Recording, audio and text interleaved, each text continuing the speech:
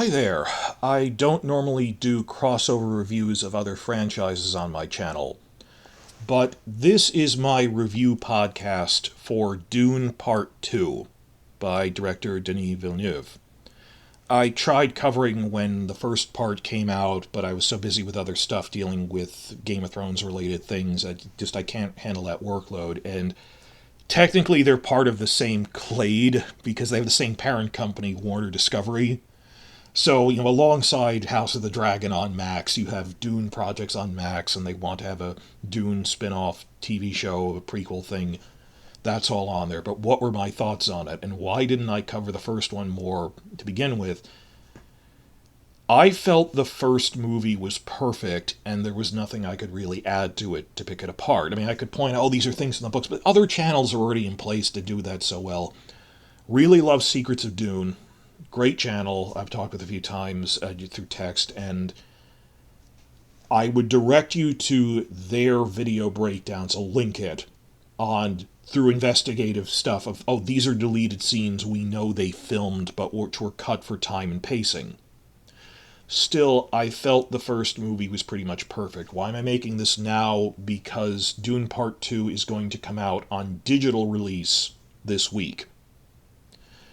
And on top of this, I just got out of the theater watching it the second time this weekend. I had a college friend who hadn't been able to get together to see it again, so I had already seen it once. This was their first time, and with someone who hadn't read the books, I went, well, here's questions I have about, is this clear to someone who didn't read it? To fellow book readers, it's a lot better the second time. For me, that you're always watching with trepidation the first time. Now, unlike people who tried to jump on the bandwagon with Dune, I was a hardcore Dune fan since I read the books in junior high, before the big Sci-Fi Channel 2000 miniseries. So I read all of them. I had a well-stocked junior high library, and wow, there's a miniseries of this, and it was really faithful. Line for line faithful. And yeah, it's miniseries quality. This looked better in 2000 than it does today, but I still enjoy the performances, the fact they're really taking the lore seriously. Even then, the 2000 miniseries is just a warm-up to the 2005 miniseries adapting the second and third books, Dune Messiah and Children of Dune, which was not only better, but didn't suffer from comparisons to David Lynch's not great 1984 movie. A movie that came out before I was born, which was not very good, which even Lynch felt he disowned because you can't fit this story in a single movie and be coherent. Villeneuve was right at the midpoint of the book, he cut it into two movies. That was the smart thing, just the King Solomon deal of cutting it in half was a better tactic, or do it as a miniseries. There's no way to fit that in. Visually, the 1984 thing doesn't really look like what it needed to. It was ahead of its time. The idea to do it then was ahead of its time. It really couldn't be done. I mean, I appreciate actors and things. That is not Dune. And it was so weird for me in the past year that things are only real when they're movies? Within the Dune fandom, the Dune miniseries and Children of Dune are really popular. They were very well received 20 years ago, as opposed to going on 40 years ago, yet people compare things to that other thing. Thankfully, when the third movie by Villeneuve comes out, people will wake up to that. We can't keep comparing it to Lynch. We have to compare it to what the sci-fi miniseries did, which was amazing. So other people like Quinn's Ideas and Secrets of Dune are covering all this stuff better than I can, but what were my thoughts on seeing it now as a hardcore book fan? The first time I was a little concerned when I saw Dune Part 2. Because while Dune Part 1 was perfection in terms of how do you approach the material, there was so much to cover. Dune 2 had to cut quite a bit out. Villeneuve is a master storyteller, though, so has earned the title of master storyteller, so it is a master editor painstakingly slicing away things with a razor to make sure the story flows and there aren't extraneous things in there. This was a Herculean task, and I actually think he did a pretty good job, and it was better the second time, not going in with preconceived expectations. Basically, we know there were deleted scenes from part one, and little things like Dr. Yui giving Paul a copy of the Orange Catholic Bible was from the book, which was really interesting. But do you really need that? And for pacing, it would only confuse people. I wanted it, but do you need it? Or the banquet scene, where you're just showing these are the local level power players on Arrakis. So here's the water dealers, here's the still suit manufacturers, little things when the Atreides hold a dinner banquet. And like that's in the miniseries. It isn't in this because the miniseries has as much time as it needs to. I must say that the Villeneuve thing, this looks like what Dune looked like in my head when I was reading it 20 years ago, 30 years ago. That in terms of the visual, that it looks like this old future, that there's ruins on Arrakis, weathered technology, weathered stone from ruins that are in the future because it's 20,000 years in the future, and just how the depths of time and society and thinking in the longue durée of history, all of that. Visually, very specifically, everything was note perfect in terms of the aesthetic of it, which is great. And there were one or two scenes where I was like, well, I wish they put in like a scene of Paul training with his mother in the specific martial art that the Bene Gesserit use, which is blindingly fast. But okay, they didn't go that way, but it's fine. But like we have photos of that they filmed that, or we know they filmed that Thufir Hawat, the Mentat, is captured alive. That they didn't explain some things, but I realized this is the stripped down version so it doesn't daunt new viewers. Like, you can't explain what the Butlerian Jihad is, that 10,000 years ago there was a robot revolt, there was a crusade to stop them, and after that they banned artificial intelligence. So that's why they don't have robots, and it's why they have these mentats, are basically human computers, through training. Pretty much, if I had to pick one thing, it's that when I watched part one with people who hadn't read the books, the one thing that confused them most was, what are mentats? I don't think they ever even used the word mentat on screen or really explained what they were doing other than they're an advisor. Might have needed like one scene going on your living computer or something. Well, we banned computers. What, I don't know how they could have done that, but mentats would have liked a little scene of Yui giving him the Bible thing just to humanize Yui more. One or two other things, like the banquet scene probably would have been long. I don't know how much is in there, but again, Secrets of Dune has a whole video breaking down that they film these things, and you are often right to cut things for pacing. All of that introduction out of the way, I know this is all introduction, my conclusion is that walking out of Dune Part 1, I felt like when I watched Fellowship of the Ring for the first time.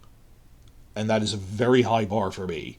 That's like, it's like they were in my head. This is what Lord of the Rings is supposed to be like. This is the right mix from a storytelling standpoint, from a screenwriting standpoint.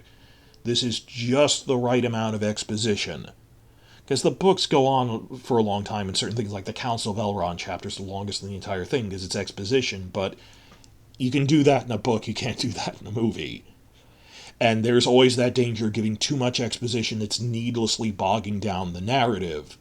But then you might give too little and you turn it into a mindless action thing. It's very hard to find that perfect balance, and I felt Part 1 did. Other than maybe 2 lines giving what are mentats, because that confused some people. You don't really need it. And I realized, and I understood at the time, all of the explanation about how the Spacing Guild has a monopoly on space travel, but they need space. Well, there's one line quickly saying that, but real details about the Spacing Guild, real details about the robot revolt and everything, and why they don't have AI. I said, well, they'll get to that in sequels. So, fine, I was okay with that. I don't know how much screen time they had, but it didn't feel like they lost too much with the scenes they cut, in terms of runtime. Again, the comparison, like Fellowship of the Ring has, what, like 15 to 20 minutes more footage in the extended edition? And you don't miss it when you really think back to when you first saw those movies. When you're watching the theatrical cut, you don't feel like there are deleted scenes. But then there are, and there are nice bonus content, like I wanted the banquet scene, I wanted Yui giving him the Bible.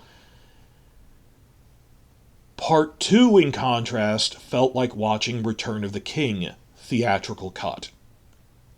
Whereas when I was watching Fellowship theatrical cut, I walked out and went, this is amazing. This is like they plucked it out of my head. Like when I was watching Dune Part 1 was like Fellowship theatrical. Part 2 was like Return of the King theatrical. Where you went, that was a mind-blowing crescendo. The high points were higher.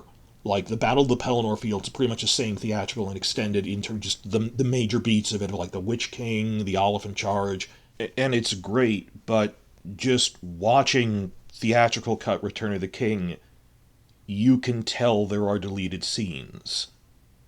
I mean, it feels like there are deleted scenes. Not even as a book adaptation from source material. I mean, relative to itself, how they were putting together the movie as this jigsaw puzzle and storyboarding it out, that scenes lean on each other. It just felt like there were some other things that should have been there. Little beats in between things that later were in the extended edition. Not even the obvious stuff like Saruman. And then extended edition comes out, and it's 40 minutes of deleted scenes, re-edited back in. That you could tell, little beats between scenes that should have been there. Point is, watching Dune Part 2, I could tell there was supposed to be more stuff in between. And it's just, that is the comparison I'm using. That is basically my whole review. Part 1 was watching Fellowship of the Ring. Part 2 was watching Return of the King theatrical cut. And it's amazing just how much Peter Jackson cut in the process of writing and rewriting Fellowship of the Ring, particularly like the action scenes you do normal amount of time. I mean, there's behind the scenes things where he's going over the really exposition heavy scenes, which are important. It's a delicate balance. Like the scene where Gandalf first meets Saruman before he reveals he's turned evil, and they're walking through Isengard. There used to be a ton of exposition in there, which they eventually cut for time and kept it bare minimum. And they said, like, we filmed like hours worth of those, like 20 takes. Just, it was a lot of stuff that they just kept refining it and refining it. Even the actors are marked on, we just keep doing take after take. Well, he's refining it as he goes. It's important, and there's a big balance there. Again, all credit to the real big Dune channels. I can't even begin to approach their level of quality. They do this full time. I physically can't.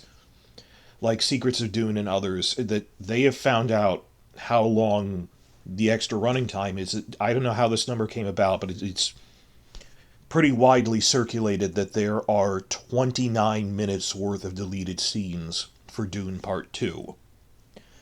I'm not sure if that's true or not, but yeah, it felt like Part 1 could have had 5 to 10 minutes of deleted scenes that were trimmed for pacing. You might want to put back in, might not.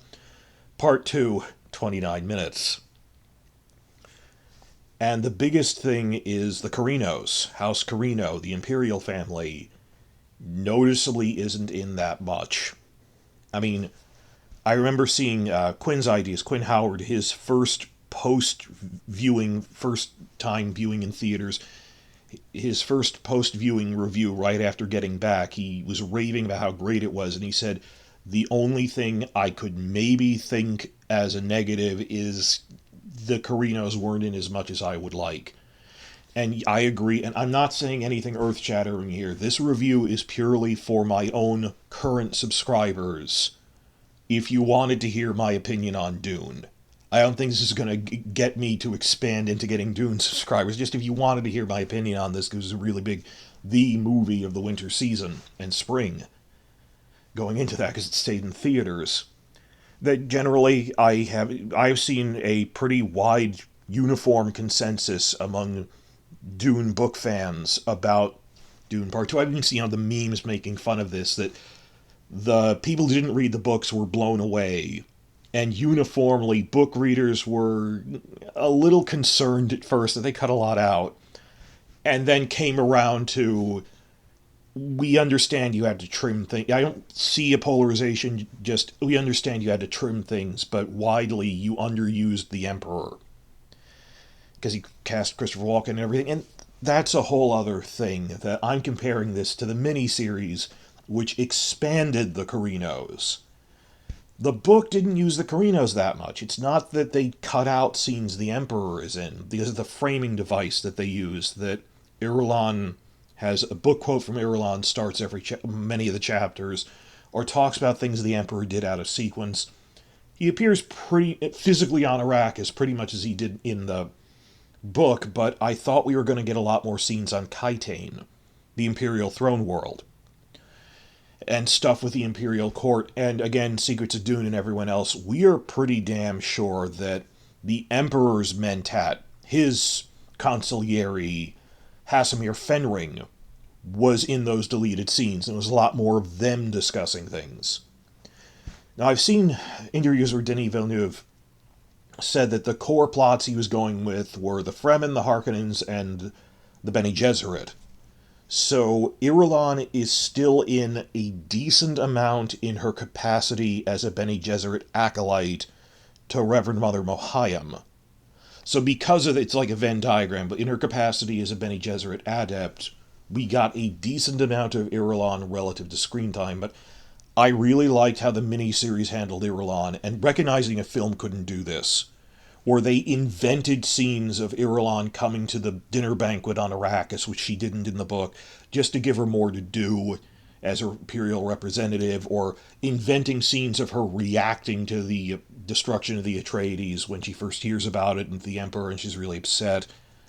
And it would have taken like 5-10 minutes worth of more material for her. For Christopher Walken, this was felt noticeably like, literally when I was watching this with one friend, I watched it more than once, they had to go to the bathroom at the scene where a report is being given to Walken, and that's like one of 3 scenes he's in. Not his first scene, and not after he comes to Arrakis, but where he's reporting, well, we'll send assassins or something, and they had to leave. And, well, that was a lot of his stuff. And Walken, again, watching it a second time in theaters, Walken is a complete professional, veteran actor, and he did a lot, and a nuanced performance with very limited screen time. It's just, you can tell, there were scenes of him talking with his advisor, Hasamir Fenring. He's the husband of Margot. And whereas I was willing to let the deleted scenes slide for part 1, of, oh, there was a thing here, a thing there, I really feel we need a director's cut, extended edition, or at least release the deleted scenes publicly so fans can make their own edits, putting them back in. We did this with the Hobbit stuff. You remember when they were scenes we didn't want in, so we cut them up together. Just, like, take out the romance thing. Toriel's nice, just the romance thing. No one wanted that. Some of the other stupid jokes that they just threw in at the last minute, re-edited. Just release the deleted scenes. We don't even need an extended edition. Fans will re-edit together their own 5-hour cut of putting both parts together with an intermission for snacks in the middle to make it the experience of one book. So I've been going on for this, I'm rambling here. Just, this is off the cuff. What were my thoughts on it? Because I noticed, hey, it's coming out digital today. And last weekend, I went and saw it in theaters again, and as a book fan who had trepidations about it, I feel better the more times I see it in terms of the flow. They actually do say a lot of things. Everything they did with Fade was great. There's like 1 or 2 scenes with the Baron, which the miniseries did that they cut, but you can argue they merged, so that's fine. They put a lot of emphasis on the Harkonnens. The miniseries couldn't do the arena scene for budget reasons. And Austin Butler's performance is amazing. He was a standout of it, obviously. I broke this down. I counted off my fingers as I was coming home from the theater a couple of days ago. These are my issues with it, and these are my things. So, breaking this down systematically as a mentat would. What were my issues going in and coming out?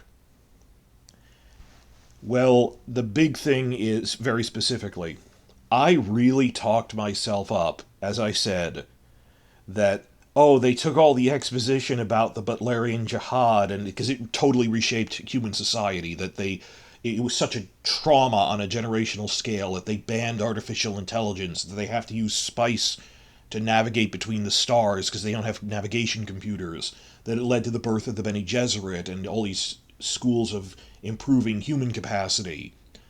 I thought that they would do that in part 2, and then they didn't, and at first I was shocked, and then I realized I talked myself up into expecting that, and they never promised that.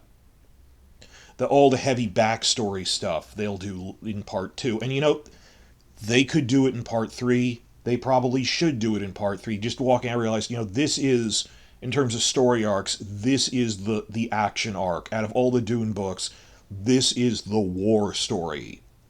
That would have slowed everything down too much. Arguably, maybe, like, the scenes between Emperor Jadam and Hasimir Fenring, his Mentat, would have given a little more exposition on what Mentats are, relative to the, because we had the robot revolt and everything, it's all tied together. Maybe that would have mentioned it a little, and you argue, well, it's to give them something to do. Have them have a scene on Kaitane debating, well, our society's turned into this, and with the Spacing Guild's monopoly because of, as you know, the robot revolt and everything.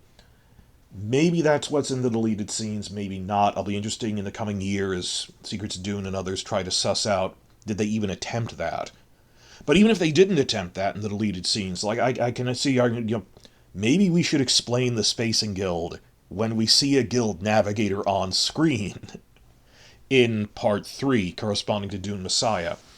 So I get that. The backstory stuff, which I talked myself into thinking they would do in part 2, they're really probably going to do in part 3, because that's a lot more of a cerebral thing. I see part 3 as being basically like Revenge of the Sith. Some people say that, it's impossible, it's one of the more talky ones, it's hard to adapt. It's Revenge of the Sith started with the giant battle stuff, and the rest of it was more personal duels and politicking. Like, it'll start with a big montage of the galactic Fremen Jihad, wiping out 90 billion people, sterilizing 60 planets, then do all the plot intrigues. That's the action part if you're looking for action. Show a montage of the Jihad, shaking things up in the stagnant universe. But it's still not enough for the Golden Path, but I digress. Point is, okay, that wasn't even one of the things I was counting anymore. There were 2 things I was worried about in the movie. None of which were actually the drastic changes they made. The 2 things I was worried about are, I felt they didn't clearly explain enough everything to do with the Water of Life, Reverend Mothers, and other memory, ancestral memory. That I felt they gave a bare-bones explanation, and I wanted them to give more, and I was worried it wasn't clear enough. So I asked, I watched the movie in theater with friends who hadn't read the books, and said, I got it enough that they do say it. They just say it quickly and once. Where, like, one line that Jessica says, when you become a Reverend Mother because of the changing the drug, the crucible of that awakens your ancestral memory. It's centuries of stuff. I think she managed to convey with her performance more, and I hate it when you have to rely on the actors giving a performance, but that she is a completely changed person. She is ruthless because she's thinking on the scale of centuries now. There was like one line of, well, it awakens centuries of memories. You really needed to slowly and clearly say to the audience, it awakens your ancestral memories, and they pass them on from the other Reverend Mother. Nor did they really clearly explain why the abomination of Alia, that she woke up in the womb. I mean, they do. She's talking to the baby talks back at points, but that we have a rule, never do this when someone is pregnant. It awakens her memories too. Just at I rewatched miniseries sections ago, and they clearly explain that pretty well, miniseries dialogue. So, I don't know if they explain that clearly enough. And I was worried about that. Obviously, this is a major plot point, which will come to the fore as Alia is born and person later, and Paul dealing with all of his memories and stuff in the next part. So it's not like it's never going to happen again. It's just they'll have to deal with it in the 3rd movie. So I'm worried about whether they gave enough exposition about Water of Life, ancestral memories, Reverend Mothers, and all of that. I felt they kind of did it very fast and bare bones for fear of deluging people with exposition. Second point, which is far more subjective, is the love story with Chani. That I was worried, does this play as a love story given how much they changed it? And does it make her a Mary Sue? I didn't feel it did. I think this is much less than the exposition stuff. I think this worked. Because, again, the miniseries does it the way the book did, that they fall in love due to their shared grief. That her father in the book is Liet Kynes, the planetologist who got killed, and Paul's father just got killed. They both got killed by the Harkonnens. They bond over their shared grief and fall in love. The movie changed Liet Kynes to a woman. That's fine. That doesn't really change anything to find the character as being a planetologist who's half Fremen. But they never stated that Chani was Liet's daughter. And that might not even technically be canon for the movies. So, and maybe they thought that would depower her, but you can both be mourning and still be a strong female character. I don't know. I think they should have left that little detail in. Even so, even if you left that in, a change they did make was that she doesn't believe in the prophecy as much. But unlike, oh, she's randomly a Mary Sue, they made a really good explanation for that. And I've seen this across the board. Book fans thought the way they expanded the differences between the Fremen aren't a monolith isn't in the book, but it is a very good logical extension. That, yeah, logically, the Northerners are more militaristic and pragmatic and less religious because, well, we're fighting Harkonnens all the time. Prayer won't magically intercede to save us. Whereas in the South, when you're dealing with this brutal landscape, the storms are worse there in the open desert, they're a lot more religious, they're more fundamentalist.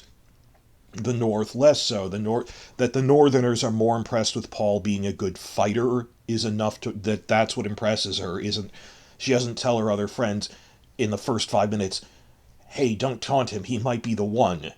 She doesn't care about the prophecy in the movie. In the movie, it's, no, hey, he's a really well-trained fighter. He's actually really good despite being young. Listen to him. That's complete invention, and it made perfect sense relative to itself. So the fact that they worked out the world building, that she's establishing she's part of the group of Fremen who don't believe in the prophecy as much because they accurately realize it was planted by missionaries to manipulate them. And it's a hard line they walk of just how do you have a character who's strong and competent but not trying too hard to be strong female character. I felt Zendaya's a good actor, so I think she managed to sell it. The other thing is, how much of this do we just thank the casting directors? That how do you sell a romance story? Cast Zendaya and Timothée Chalamet as the leads, because people have coded them as romantic leads. Self-fulfilling, I don't know, but that I'm not mocking them. That the tragedy of this is that if you pay attention, Timothy and Zendaya are really good actors who add so much nuance to what they're doing, and people think that they can just, the audiences just are eating it up on a casual level. But no, they're really good actors in this. So I didn't want it to be a popcorn romance. I wanted it to be a real romance. Because you think about, like, this is a book written in the 60s. And this is still one of the better sci-fi romances. Of just when you think about the famous love stories. And it's nothing too amazing in terms of this giant love affair. It's just, you really feel Paul and Chani really love each other in the book. And from a writing standpoint, it's not like enemies to lovers or really complicated plot mechanics. It's just they felt like real people. Even though they're 20,000 years in the future riding sandworms, just you like Chani in this book written in 1965. So while her Chani is different, and I'm walking on eggshells of did they do a good job with that? Even among the hardcore book fans, obviously the casual fans are going to eat it up because it's Zendaya. Given the things they changed and that they thought out the changes logically, that she's not on a soapbox for no reason. I've generally seen book fans okay with how they did the Chani love story, and I'm pretty much on board too, because I'm more worried about would other people buy it. So I'm okay with the Chani stuff, and the 1 and 2, the Reverend Mother, Water of Life, Ancestral Memories things. I feel they should have explained more given what's going to come later and how it drives Paul's actions, but then again, the time to do it would be later. Why explain that the guild navigators are heavily mutated from the massive amount of spice they take, and then not show one? The time to explain that is when Edric the guild navigator shows up in part 3. So, okay, they want to explain it in the same movie it happens. These were my two big concerns. And they're surprisingly secondary issues. And tell me in the comments, I'm really interested in this. Things you would think book fans would be upset about in an adaptation are the major changes. when the major changes are the things I had the least problem with. I've seen this generally with other book fans, that obviously if you're this deep in, you're probably a book reader, but in the book, there's a 3-year time jump in the middle. And they cut that out, and I kept waiting, when is the time jump happening? Because it happens right after he goes to the Fremen.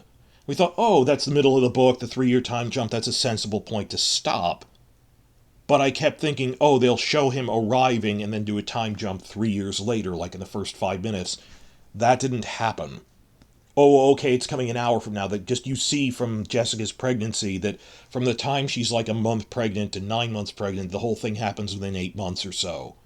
And okay, like the heaviest fighting in World War II was like, I think Band of Brothers was like D-Day, July of 44 through March of 45. Like that was like the core part of the heaviest campaign of the war. Could be 8 months. That's a whole lifetime in terms of an adventure you're having. In like Star Wars terms, quest terms.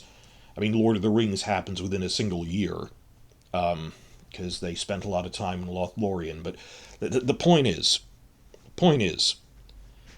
that managed to work surprisingly well. And I've seen interviews with Villeneuve was asked about why did you cut out the 3-year time skip. He said, I wanted the immediacy of these feelings in them. I don't know if that was the only reason he cut all that out. That I felt I wanted them to show that this is a war that's going on for a while, that it's a campaign in the desert. And given the slower pacing of the scenes, that they show a montage, I feel audiences got the impression that this is him rising through the ranks of the Fremen by being a good war leader, to the point that they treat him as no longer an outsider to a commander around the middle of the movie, and to the point where he's Muad'Dib, the Fremen demon. That made sense. So watching it, I was worried about that the first time I saw it in theaters. Second time I saw it in theaters, I was worried about the pacing when I saw it the first time. Second time, I had no issues with the pacing of that. That really worked. It was both a good flow, and it felt like time is passing, that it's logical that he's leading attacks, there's a montage, he's rising through the ranks. So that worked in terms of the war and their love story. The elephant in the room is that two things stemming from the 3-year time skip. That Alia is born, of course, his younger sister, and because she got all of the ancestral memories in the womb, she has like an adult level intelligence as a fetus. But after the time skip, she's this 2.5-year-old who talks like an adult and is sassy like an old woman, and is like stabbing enemies with knives and things. And that they shifted that Paul kills the Baron instead of her stabbing him with the Gom Jabbar. But given if you didn't have Alia born, I guess Paul is a decent enough substitute in the scene. I was better with it the second time I saw it. And I can understand that I am surprisingly okay with this, that I would have, the way I put it is, I would have preferred if they did what the book did with 3-year-old Alia. But I understand and don't take issue with that they chose not to do it. Because Villeneuve did it very respectfully, that you can tell he didn't want to do the thing with the 3-year-old, but then he put in this giant cameo of when Paul takes the water of life, he sees through time, he sees older Alia, played by Anya Taylor-Joy. And people making fun of it. It's a cameo for that she's this major character in the next movie, it's setting her up. But the amount of attention he put on into that flash-forward vision thing of him seeing adult Alia as he sees the future and the past all at once in his trance. We got some Alia action in there, and they did decent stuff with the fetus. Like, they only really show her talking back in the final scene. In her head, psychically, of course, to Jessica. I would have preferred it differently, but given this is a surprisingly large change, I am surprisingly okay with it. That they managed to smooth it in pretty well. The other thing which I really think they should have put in, but okay, it's not too bad they didn't, is obviously because 3 years passed, Paul and Chani had a son.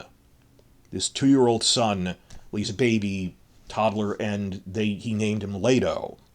So when he meets Gurney again, he's saying, "Well, this is Chani. Well, oh, she's the mother of my firstborn son. There's another Leto on Arrakis now." The way the miniseries did it, and then that you see the Sardaukar attacking, and they end up killing his son, and this is what makes him go so berserk, that they took the life of my son, and Chani's really upset about it too, and that he goes berserk and attacks the Emperor and brings things to a head. And the movie did it. Well, what brought things to a head is he took the water of life and realized the stakes that are out here now. I get that, but I appreciate that the miniseries had their son and had Alia, and they had a good actress for the child Alia in that 20 years ago, but I understand why the movie cut those two. They're two related things. They're all stemming from they cut out the 3-year time skip. And I'm surprisingly okay with this, that it works, they smooth it in, they do it respectfully, they do callbacks to Alia with the future visions. That I didn't take issue with. And the Chani love story is a little different. I'm worried if I was worried people would go, "Oh, it's her being a Mary Sue." Thankfully, Zendaya's great performance, avoids that. And the writing did think up reasons for her to be like that. That I think the combination managed to sell it, so I'm not even worried about the Chani stuff anymore. The big thing I was left worried about was, did they explain the ancestral memory stuff enough? But they'll get to that in the third movie. So again, watching the second time, the changes are no longer a surprise. And watching in theaters, I really enjoyed it a lot more. And I hope, if you're a hardcore book fan on the fence, you will too. That I felt better watching it. The only thing that this is my grand conclusion, anything Villeneuve actively chose not to do, I agree with and accept, up to and including Villeneuve said right from the beginning, I am not even going to try to put in the 3-year time skip. I'm not going to try to put in toddler Alia talking like an adult. I'm not going to try to put in that their son gets killed. I get that. The only things, if he said I'm not even going to try to do it, I wouldn't take issue with that. Things I do take issue with are just what even casual viewers as just movie fans felt like there should have been more scenes with the Emperor that got deleted for time. So my only issue is, if Villeneuve thought they were worth filming but later cut them for time and pacing, I feel he overcorrected. And he should at least release these deleted scenes. Maybe not edit them back in, but put them out in public so fans can make their own fan edits, or just see them. Oh, this is other stuff the Emperor is doing, and purely the Emperor stuff. Other things, I don't know if there would be deleted scenes, the Fremen and stuff. We just know the Corinos suffered the most from all the cuts. There was a lot more material. We also know they even had Thufir Hawat still alive. That they filmed more deleted scenes with him, because the deleted scenes from part 1 would have showed he's alive, and they poison at the end that he's just kept around as an advisor by the Harkonnens because they need a new Mentat. And, you could have even cut all of that, if you didn't set it up in part 1, but purely, there were like 1 or 2 more scenes with the Emperor we probably should have had. Does this mean I rank this movie lower than the first one? No. It's a negligible difference, because the highs were so much higher. Like the battle scenes, the acting, because everyone's really in their groove now. Seeing Fade, he's great. All of that was really good. And the only comparison, coming back to the comparison of Fellowship of the Ring versus Return of the King, I like the climactic stuff in Two Towers and Return of the King more, but Fellowship of the Ring, nothing can replicate the experience of entering that world for the first time in the first movie of any franchise, or if you're talking about like Harry Potter, nothing can replicate seeing the first Harry Potter movie for the very first time, or seeing Fellowship of the Ring for the very first time, and it sucks you into that world. Even if sequels in a franchise are objectively better, you don't forget your first. Like Empire Strikes Back is a better movie than Star Wars A New Hope, but A New Hope is there's that opening shot of a Star Destroyer seemingly going on forever as it's hunting the tiny rebel ship. You can't replicate that. So I did fall in love with specifically Villeneuve's used future, really accurate cultural look at Dune in part one. Nothing can replicate the wowness of seeing Dune 1 for the first time. That is the only thing that would narrowly edge it out for me. Despite there's a few niggling points where I think you deleted one too many scenes in part two. The parts where it was on point were improvements on the first movie. Of course, we don't have. I wanted a scene of the Sardaukar presenting Duncan Idaho's corpse to the Emperor as a trophy, so that Jason Momoa could technically claim he was in this movie, because that he was in both parts of Dune, because it's one big movie.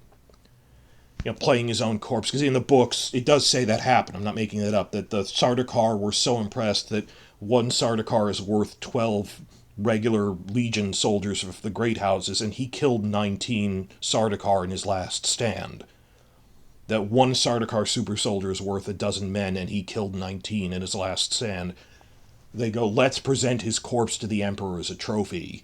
His preserved corpse. I wanted a scene of that. They might get our lab boys out there. Could they have even filmed that for all we know? Possibly not with Momoa, but just with, a body bag or something. And been discussing it with Asimir Fenring. I don't know. But I wanted to be able to say that Duncan Idaho was in every Dune movie, that he's in both movies, so... Yes, I did feel the lack of Duncan Idaho because he died. I thought there would be, and maybe they were filmed for all I know, I thought there'd be flashback scenes, not flashbacks, I thought there'd be ancestral memory scenes where Oscar Isaac as Duke Leto is talking to Paul in his memory, in his mind. Visions of him. And just as a cameo, and I'm upset we didn't say, but yeah, well, the character died. What are you going to do? And it's hard to beat that minute and a half scene of introducing Seleucus Secundus in part one as like a fandom unto itself, that in 90 seconds they show what the Sardaukar are like. That they're these blood knights, that they're the imperial super soldiers, that they are intensely loyal, they're disciplined, mysticism, religion in kind of their own way, that just the Sardaukar are awesome. I am Team Corino because of the Sardaukar. And because of Farad'n and other things that Corino's do in the next book. But we'll get to that later. Point is, I would say that they're just two halves of one really big movie. That's the point, that I can't rank one higher than the other. It's like ranking scenes within Star Wars A New Hope. I mean, how do you rank blowing up the Death Star compared to the cinematic language of the opening scene, quickly establishing there's a galactic empire, they're big, they're powerful, look how big their ship is, look how weak and desperate the rebels are, all these opening scenes and introduced everyone that's so iconic, versus the big climactic final battle within the same movie. So yeah, both Dune 1 and Part 2, it's comparing not two different movies, but two different sections of the same movie.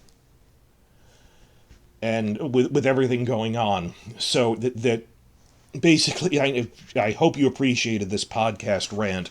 I made it purely for my own subscribers who already watch my stuff, who wanted to hear my opinions about Dune, because they're putting it out on digital this week.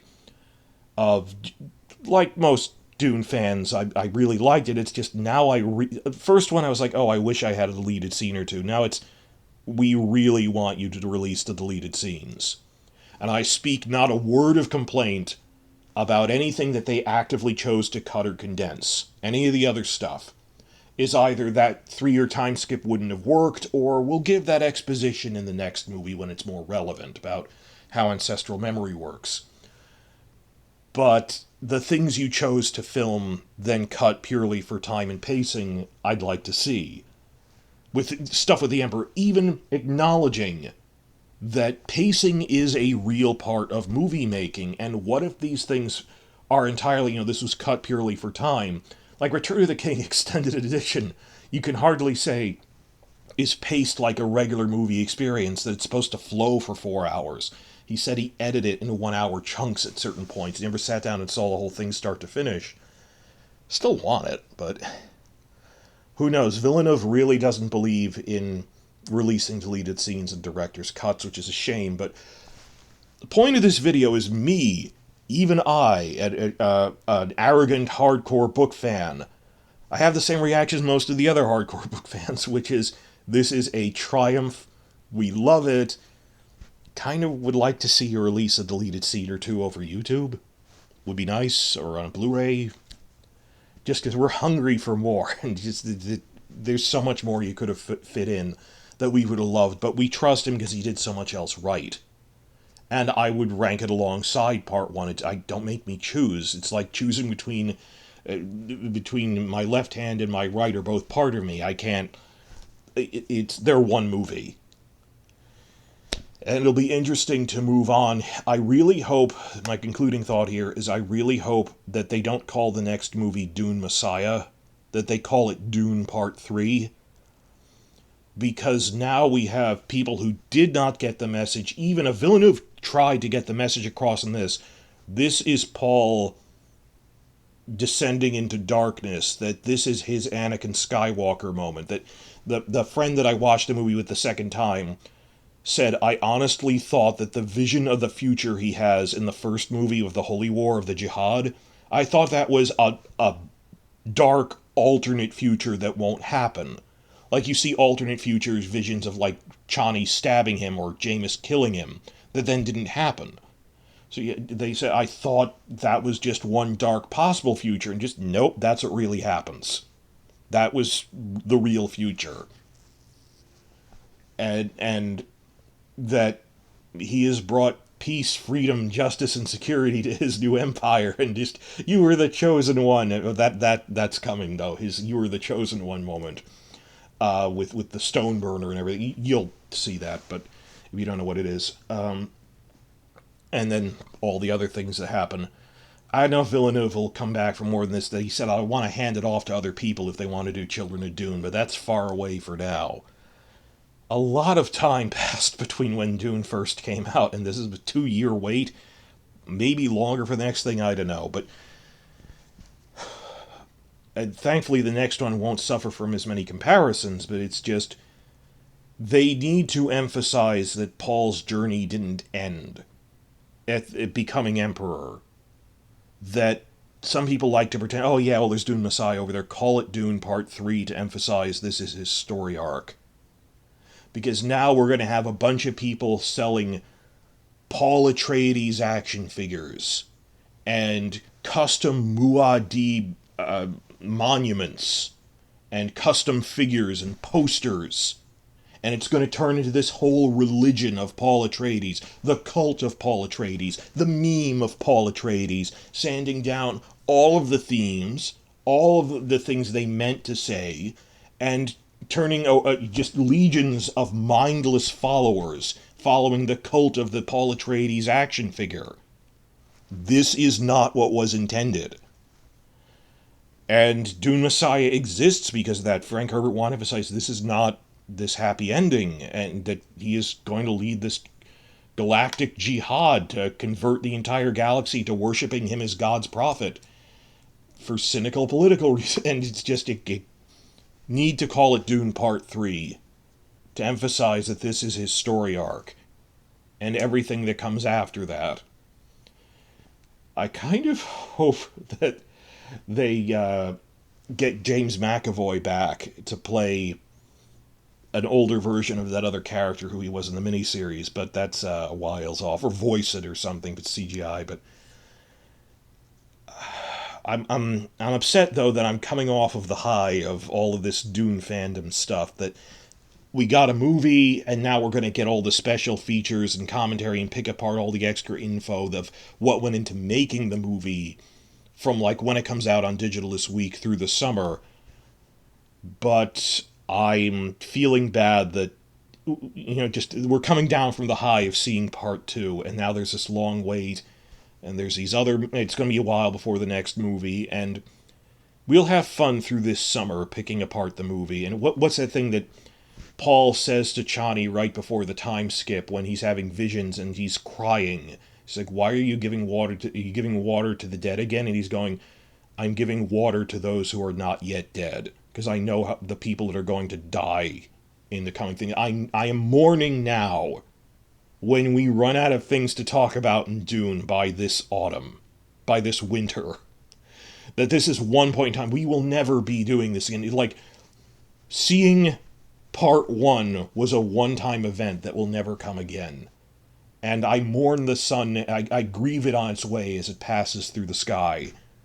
And she goes, "Well," Chani goes, "Well, don't cry for them, enjoy them while they're still here. Then don't cry for those who aren't dead yet." That's a trick I never learned. But,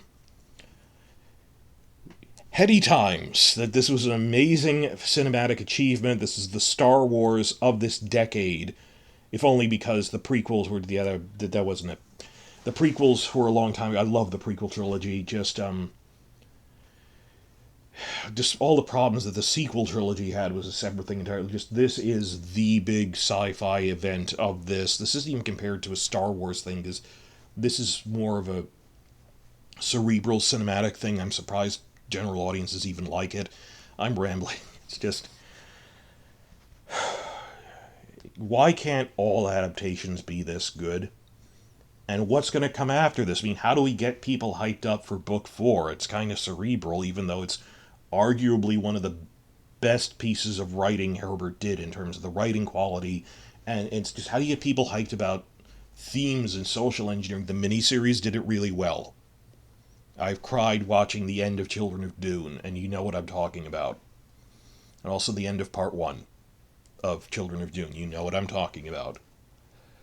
Where do we go from here? I don't know. I'm not going to make a big series of Dune videos. There isn't time. I'm shifting back to Game of Thrones stuff. Why am I talking about an ending for Dune when we are on the verge of a big new era of expanding out that other thing is a big cinematic universe of various spin-offs? And thinking of which, they want to turn Dune into a franchise by, like, hey, let's take some of the ideas from his son's expanded books. I liked some of them.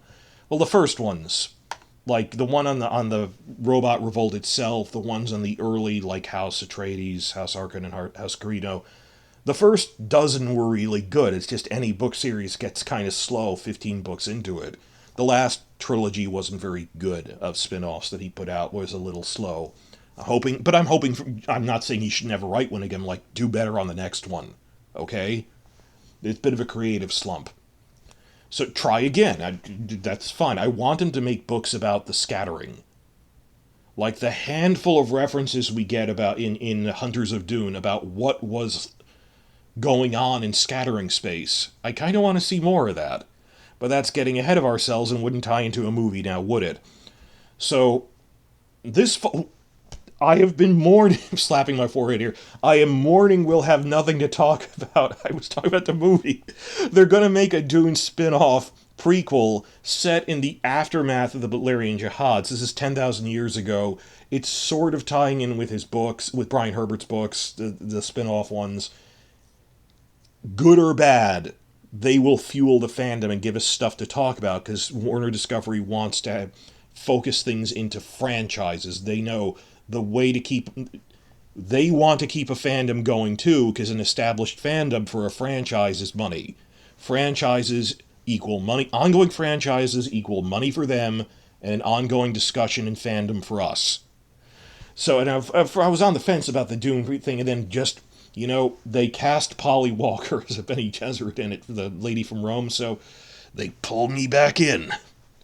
So I guess I'll visit you all again. I might do a review podcast of the Dune prequel TV series a year from now, tying in with that. But other than that, check out Quinn's ideas, check out Secrets of Dune, who are very specifically going to be looking over like deleted scenes and stuff, out of love, not out of anger, of this is amazing source material and just little details they pick up. Was this an end or is this the beginning? I'll leave it at that.